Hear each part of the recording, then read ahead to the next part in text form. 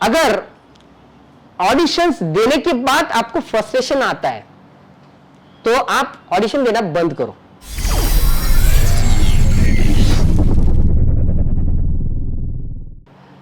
तो फिल्म जब आप शुरू होती है, किसी भी बंदे को पहले तो आइडिया आ जाती है, राइटर को, कि भाई इस थीम पे, इस थॉट पर, इस आइडिया पे हमको काम करना है, और वो पहले सोचने लगता है कि बाबा इस आइडिया पे हम काम करने लगेंगे।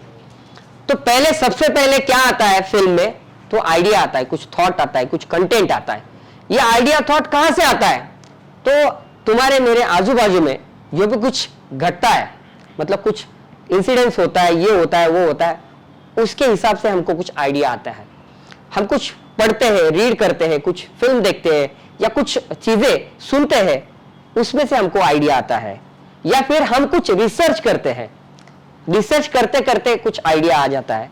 या फिर हमारे लाइफ में कुछ इंसिडेंट्स होता है, इमीडिएटली, अचानक जो भी कुछ होता है, उससे हमको आइडिया आता है और उसके बेस पर हम कुछ कंटेंट लिखना शुरू करते थे। अभी ये आइडिया एक तो रिसर्च से आता है, या आइडिया आने के बाद कुछ लोग उस पर रिसर्च करते हैं।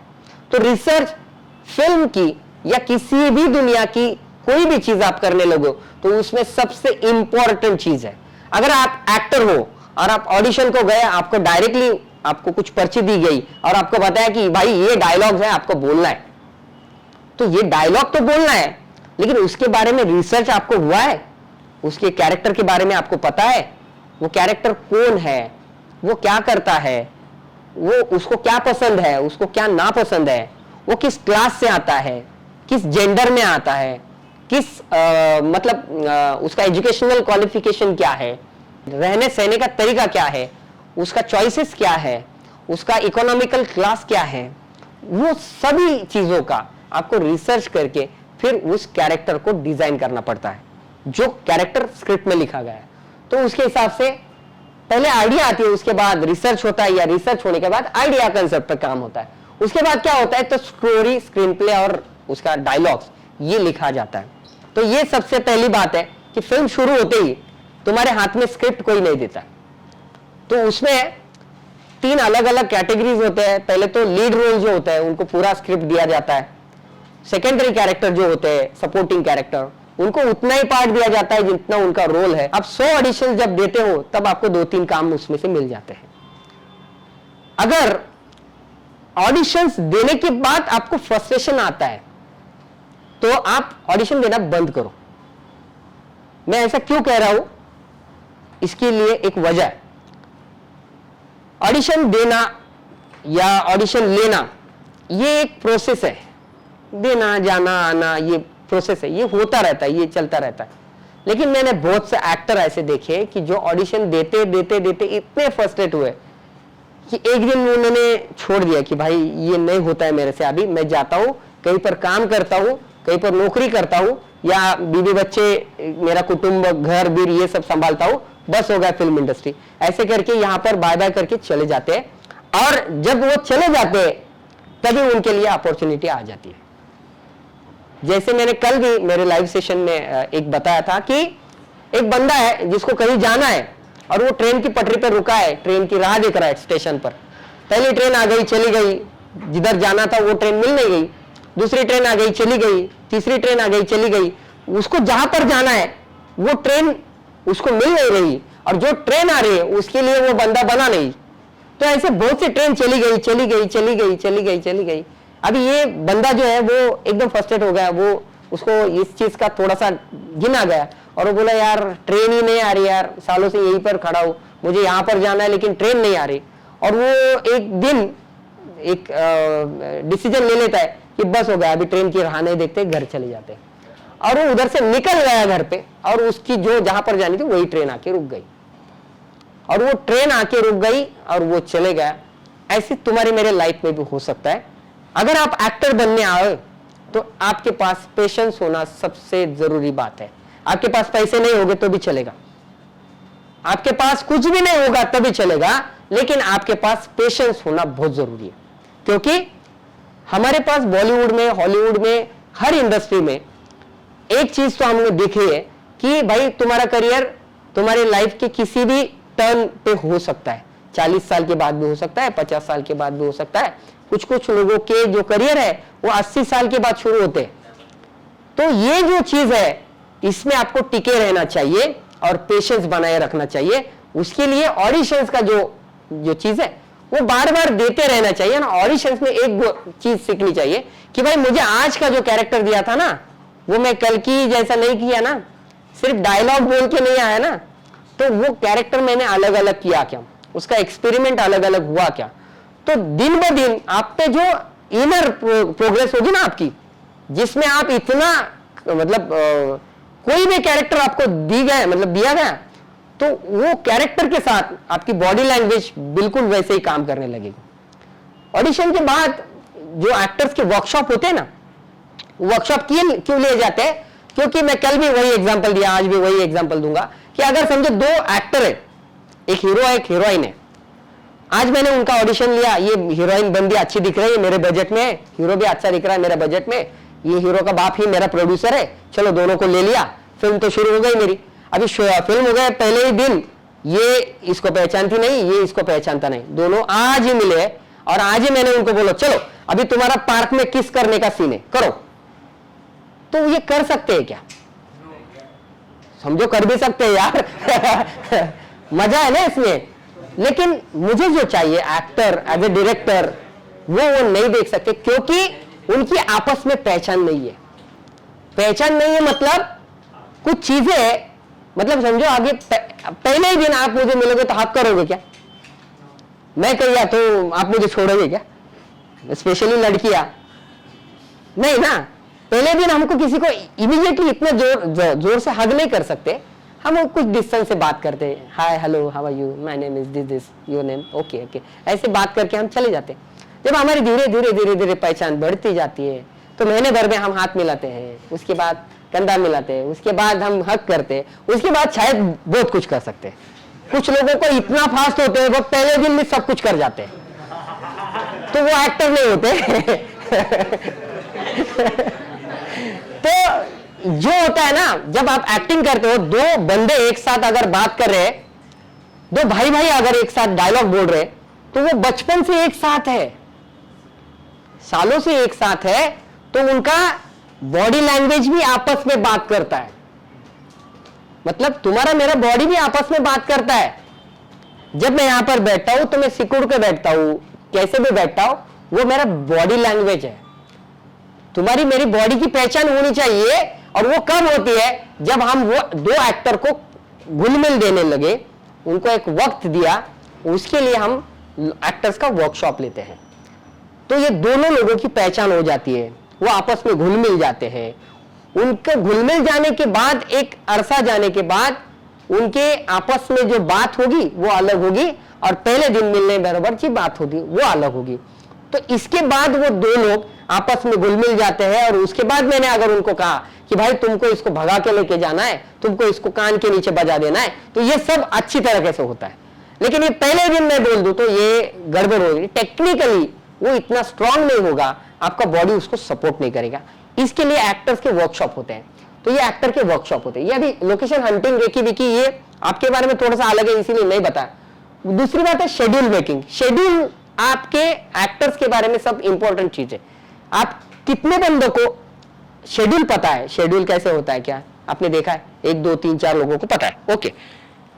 एक्टर की डेट जो होती है ना, इस शेड्यूल के बिना पर सब तय होती है।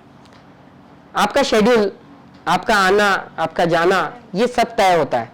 आप कहां से आ रहे हो? देहरादून से आ रहे हो, कहां पर जा रहे हो? दिल्ली जा रहे हो, देहरादून से आ रहे हो, दिल्ली जा रहे हो, दिल्ली से मुंबई आ रहे हो, तो आपका आना जाना, खाना पीना कहाँ होगा, कैसे होगा, आप कैसे आओगे, कैसे जाओगे, आपको किस तरीके का काम कर रहा है, आपको वर्कशॉप पे आओगे, आप ऑडिशन को आओगे, कैसे आओगे, सेट पर कितने बजे आओगे, आपका शॉट कितने बजे होगा, कितनी देर तक होगा, आपकी शिफ्ट हाफ शिफ्ट होगी, फुल शिफ्ट होगी, आपका पैकअप कब होगा, ये सब जो है ये शेड्यूल पे बनता है।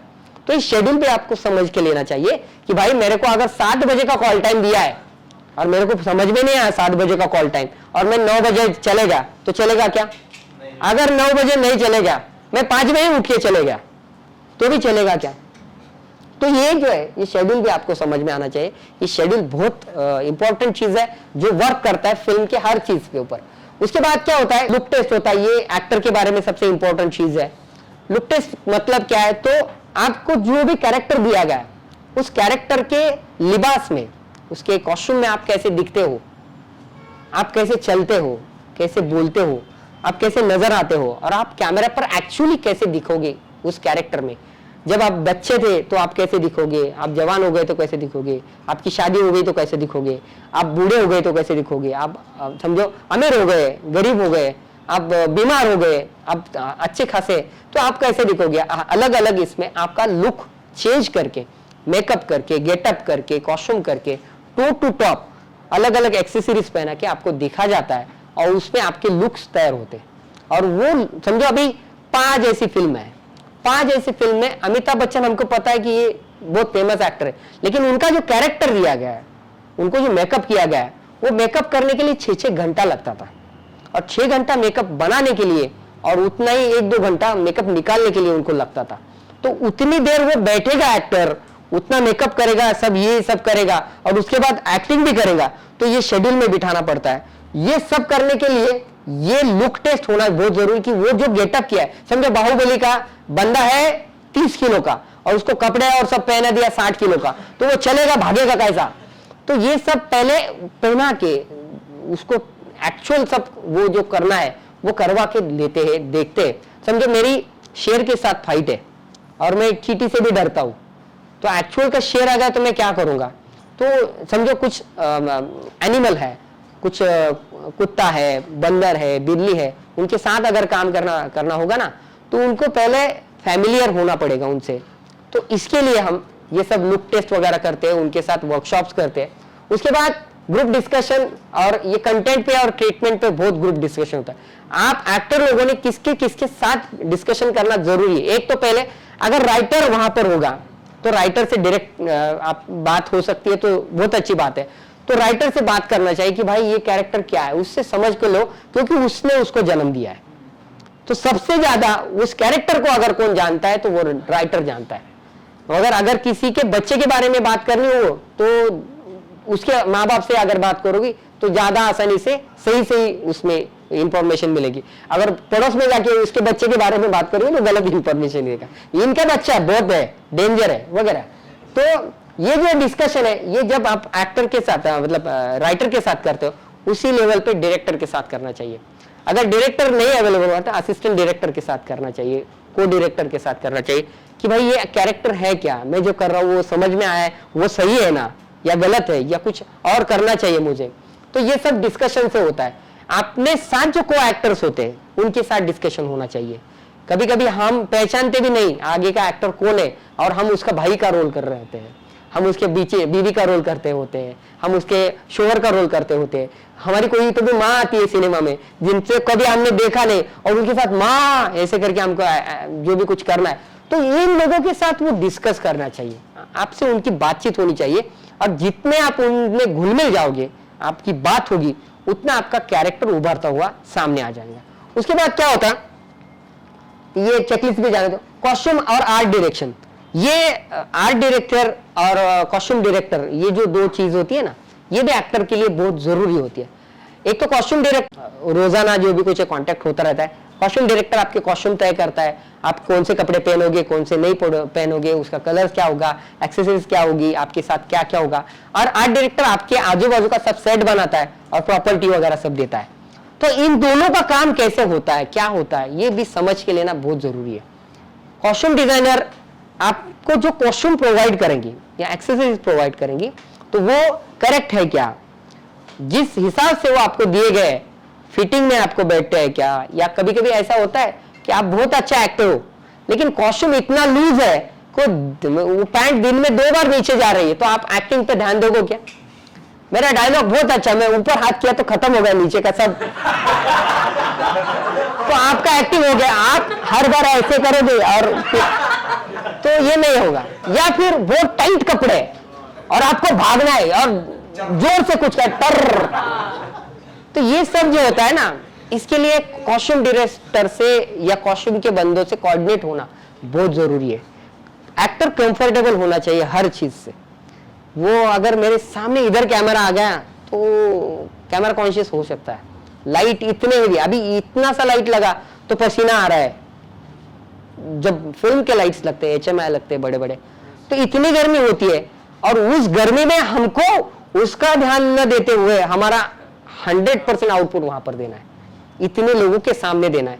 तो उस डिपार्टमेंट से अलग अलग लेवल पर जब आपकी पहचान होगी, पहचान मतलब ऐसे नहीं hi hello how are you, इतनी नहीं, पहचान उससे भी अलग होती है कि भाई उसका काम मुझे पता है, मेरा काम उसे पता हो, तो काम की भी पहचान होनी चाहिए, सूरत सेहरत की भी पता होनी चाहिए, और नाम मतलब जब जैसे काम का पता चलता है जैसे नाम का भी पता चलता है, तो अपनी पहचान होनी चाहिए। और इसके लिए ये दोनों जो डिपार्टमेंट है इनके बारे में आपका बहुत जरूरी ताल्लुकात होना या उनसे कांटेक्ट होना बहुत जरूरी है। कैमरा के बारे में तो मैं बहुत चीजें बताने वाला हूँ, इसके एक थोड़े 1-2 स्लाइड्स के बाद हम कैमरे के बारे में बात करेंगे, क्योंकि कैमरा आपके लिए बहुत जरूरी है। एज एन एक्टर आप जब काम करते हो तो आपका जो भी काम है वो कैमरा सामने दिखाता है। तो कैमरा के फ्रेमिंग्स क्या होते हैं, उसके कैमरा एंगल्स क्या होते हैं, कैमरे के लेंसेज क्या करते हैं, लाइट्स कैसे लाइट करती है, लाइट्स के क्या क्या तरीके होते हैं, किस तरीके की लाइट हमें रोशनी मतलब तुम्हारे मतलब ऑडियंस के सामने लाती है आपको। तो ये सब चीजें हम थोड़ी देर के बाद 2 स्लाइड्स के बाद देखेंगे। तो कैमरा बहुत जरूरी है कि इस कैमरे पे शूट हो रहा है, ये डिजिटल कैमरे पे शूट हो रहा है, फिल्म कैमरे पे शूट हो रहा है, ये एरी पे शूट हो रहा है, ये मिनी पे शूट हो रहा है, ये रेड पे शूट हो रहा है, ये कैनन पे शूट हो रहा है, सोनी पे शूट हो रहा है, किस कैमरे पे शूट हो रहा है। तो कैमरा की टेक्निकल जो मतलब इंफॉर्मेशन है वो अगर तुमको पता होगी कि भाई ये जो कैमरा है ना, ये कैमरा बहुत दूर से इसका लेंस है ना इतना क्लोज में लेता है, इसका टेली लेंस है वो इतना इतना फ्रेम में आता है, इसका 50 फ्रेम लगा है तो मैं इतना ही दिखूंगा, इसका 75 लगा है तो मैं इतना दिख रहा हूं, ये डिस्ट्रॉइट करता है मेरी इमेज, ये फीशा है इसमें मैं ऐसा दिखूंगा। ये सब जो चीजें है ना, ये अगर हमको पता चलेगी तो हम ज्यादा आसानी से काम कर। म्यूजिक क्यों जरूरी है, देखो कि बहुत से ऐसे एक्टर होते हैं जिनको म्यूजिक का सेंस नहीं होता है।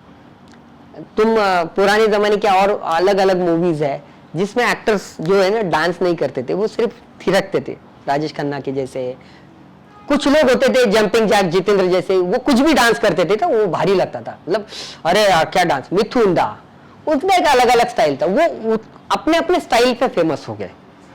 तो वो कुछ बहुत भारी डांसर्स नहीं थे, लेकिन फिर भी डिस्को डांसर नाम का फिल्म मिथुन चक्रवर्ती पर निकल जाता है, और उन्होंने बहुत मेहनत की, बहुत मेहनत की। तो ये जो म्यूजिक है ना, जिसका एक ताल होता है, एक सुर होता है, वो एक्टर को समझ में आना बहुत जरूरी है, एक रिदम का सेंस होना बहुत जरूरी है। समझो आप किसी गाने के ऊपर प्लेबैक कर रहे हो, अभी मराठी गाना है, समझो डोकं फिरलया बाईचं डोकं फिरलया, डोकं फिरलया बाईचं डोकं फिरलया, अगं डोकं फिरलया बाईचं डोकं फिरलया। अभी ये गाना हाई पिच में, और वो अगर एक्टर ऐसा आएगा डोकं फिरलया बाईचं डोकं फिरलया ऐसा गाएगा तो उसका लिपसिंग उसको मैच नहीं होगा। और वही समझो बिल्कुल साइलेंट गाना है, कोई भी साइलेंट गाना ले लो, उसमें अगर वो एक्टर वाइब्रेंट हो जाएगा या तो वो उसको मैच नहीं होगा। जो गाने में स्वर बजाया है जिस लेवल पे, वो तार सप्तक तो हो, मंद्र सप्तक हो, वो ऊपर का सा लगाया हो, नीचे का सा लगा हो, रे नी म जो भी कुछ है, वो सुर एक्टर को अगर नहीं मिला तो उसका एक्टिंग गड़बड़ हो सकता है। जैसे वो प्लेबैक सिंगर को जरूरी है ना वो स्वर मिलना, उतना ही जरूरी है वो एक्टर को स्वर मिलना। नहीं तो वो साउथ की डबिंग जैसे है ना, अरे बाप रे कैसे हो आप, ये जो होता है ना वो एक्टर ऐसे ही बोलते रहते हैं कैसे हो आप, लेकिन कैसे हो आप ये डबिंग में आवाज आती है। तो वो डबिंग अलग होता है और एक्चुअल कैरेक्टर का जो फेस है वो अलग बात करता है। तो तुम्हारे वॉइस को भी है ना एक्सप्रेशंस होते हैं, तुम्हारे वॉइस को भी है ना रिदम होता है, और तुम्हारे वॉइस को भी कैरेक्टर होता है। तो तुम्हारे वॉइस के ऊपर भी आपको काम करना पड़ता है, तुम्हारे स्वर के ऊपर, तुम्हारे रिदम के ऊपर भी आपको काम करना पड़ता है। इसलिए अगर फिल्म के गाने पर आपको ऐड करनी होगी, डांस करना होगा, जो भी कुछ, तो वो पहले से बहुत बार सुनो, वो पूरी तरह मतलब इतनी तुम्हारी बॉडी में उतरना चाहिए, वो आपको उसके वर्ड पूरी तरह पता होने चाहिए कि भाई ये शब्द है, ये इस तरीके से गाया है, यहाँ पर मैं ऊपर जा रहा हूँ, नीचे आ रहा हूँ, इसके स्वर यहाँ पर ऊपर नीचे हो रहे हैं, जो भी कुछ है वो जितना उस गायक ने, उस प्लेबैक सिंगर ने उसमें जान डाली है ना, उस जान को तुम्हारे थ्रू लोग देखने वाले हैं।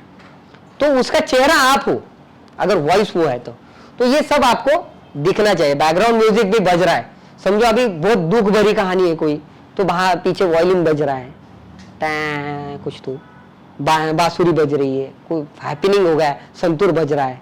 तो ये जो चीजें है ना, हर म्यूजिक इंस्ट्रूमेंट हर किसी अलग अलग एक्सप्रेशन को आपके सामने लेके आता है, या कुछ अलग मूड आपको दिखाता है। तो वो मूड्स आपको समझ में आने चाहिए। कभी कभार लोग जो होते हैं ना, वो बैकग्राउंड म्यूजिक पहले से बजा देते हैं और एक्टर को बोलते हैं कि भाई अभी इस बांसुरी की धुन पर आपको एक्सप्रेशन देना है। और कभी कभार ऐसे होता है, ज्यादातर बार ऐसा होता है कि एक्टर उसकी एक्टिंग किए मतलब करने के बाद उसके ऊपर बैकग्राउंड म्यूजिक बजाया जाता है।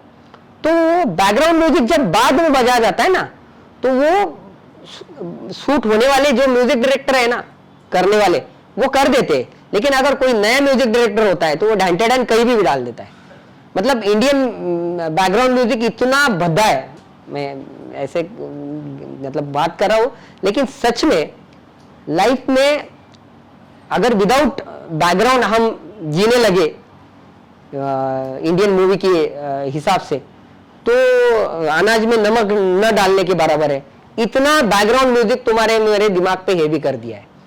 हालांकि तुम्हारे मेरे लाइफ में कभी बैकग्राउंड म्यूजिक बजता है के पीछे, आप चल रहे हो पीछे संतूर बज रहा है, हाँ आप चल रहे हो माँ से बात कर रहे हो, कुछ बांसुरी बज रही है, आप पे जब सवेरे सवेरे अर्ली मॉर्निंग उठे तो बांसुरी बज रही है, भैरवी बज रही है। ये नहीं होता है। ये क्यों दिया गया है? क्योंकि इंडियन कल्चर ये म्यूजिक का कल्चर था, और म्यूजिक का कल्चर था तो यहाँ पर हर समय पर, हर टाइम पर कौन सा म्यूजिक बनेगा, कैसे बजेगा, क्या बजेगा, इसका एक अपना अपना एक कल्चर है। और उस कल्चर का यहां पर सिनेमा में लोगों ने बहुत इस्तेमाल किया, और वो इतना किया कि भाई यहां पर गोली भी चलने लगी, ढेक्याओ ऐसा आवाज आता है। तुम फॉरेन मूवीज में ये नहीं देखोगे, वहां पर गोली चलने का आवाज गोली चलने जैसा होता है। या भीषुम, ये भीषुम इंडिया में पैदा हो गया है, बाहर किधर भी नहीं। डिशुम डिशुम मतलब इतना आवाज किया हमने कि हमारे लोगों को एक्टिंग, नाटक की जो एक्टिंग है ना, वो ज्यादा, मतलब नाटक का कैसा है कि आप प्ले करते हो तो आपको थोड़ा सा एक लेवल ऊपर ही सब चीज करना पड़ता है, क्योंकि आप वहां पर सेटलली बहुत नीचे की तरफ करोगे तो लोग बोर हो जाओगे। फिल्म में वैसा नहीं होता। फिल्म को आपको बहुत रियलिस्टिक जोन में जाके रियल टाइम में करना पड़ता है, और बहुत रियल रहना पड़ता है। तो म्यूजिक डिस्कशन और बैकग्राउंड म्यूजिक को भी आपको समझ के लेना चाहिए। दूसरी बात है डांस प्रैक्टिसेस और कोरियोग्राफी। ये भी तुम्हारे मेरे लिए बहुत इंपॉर्टेंट है। कोरियोग्राफ मतलब एक एक्टर को अच्छा डांसर होना बहुत जरूरी है। तुम में से कौन कौन है अच्छा डांस करता है? चलो बगैर म्यूजिक, वेरी गुड। अच्छा, बाकी के लोग कब सीखने वाले हो डांस? ब्रेक मतलब करियर होने के बाद? अभी चालू है। कौन सा? बॉलीवुड, यही पर चालू है। Very good. तो डांस सीखना भी बहुत जरूरी है, क्योंकि क्या है, हर मतलब जनरेशन का अलग डांस है। देखो, पहले वाली हीरोइन थी, वो सिनेमा ना ना ना ना ना ना इतना भी किया तो लोगों को अरे बाप रे क्या डांस है यार। उसके बाद धीरे धीरे धीरे थोड़ा थोड़ा हिलना डुलना ज्यादा हो गया हो गया हो गया। अभी किधर किधर से कैसे कैसे हिलते कुछ भी पता नहीं चलता। तो ये अलग अलग जनरेशन का डांस है, और आपको जनरेशन के हिसाब से अपडेट होना चाहिए। अगर पुराने जमाने का डांस अगर मैं आज करूंगा तो लोग मुझे टमाटर ही फेंक के मारेंगे, भाई बस हो गया जा घर पे। तो हर जनरेशन का एक अपडेट होना चाहिए हमको कि भाई अभी क्या चल रहा है। तो अभी कंटेम्परेरी चल रहा है, हिप हॉप चल रहा है, लॉकिंग पॉकिंग चल रहा है, अभी स्टंट सबसे ज्यादा लोग कर रहे हैं। तो ये सब जो फिट एंड फाइन होने वाला जो चीज है वो एक्टर के लिए बहुत जरूरी है। और आज के दिन में आपको डांस के लिए प्रिपेयर्ड रहना बहुत जरूरी है। कोरियोग्राफर क्या सिखाता है, कैसे सिखाता है, उसके प्रैक्टिसेस होते हैं, उस पर भी आपको काम करना चाहिए कि भाई कोरियोग्राफर का काम जो होता है ना, जब हम कोरियोग्राफी तीन अलग अलग तरीके की होती है। एक तो कोरियोग्राफी ऐसी होती है कि जो हम स्टेज पर करते हैं, जिसे हम स्टेज की कोरियोग्राफी बोलते हैं, कि जहां पर हम एक लाइन में रुकते हैं, डांस करते हैं, जो हमने स्कूल के जमाने से अभी तक करते आए हुए। इस विंग से आना है, इस विंग से जाना है, एंट्री एग्जिट, ये सब होता है। सेम डांस तो वही रहता है, लेकिन उसका तरीका बदल जाता है जब हम इवेंट में काम करते हो। तो इवेंट का समझो कुछ अवार्ड फंक्शन चल रहा है, वहां का कोरियोग्राफी थोड़ा इससे बढ़कर होता है।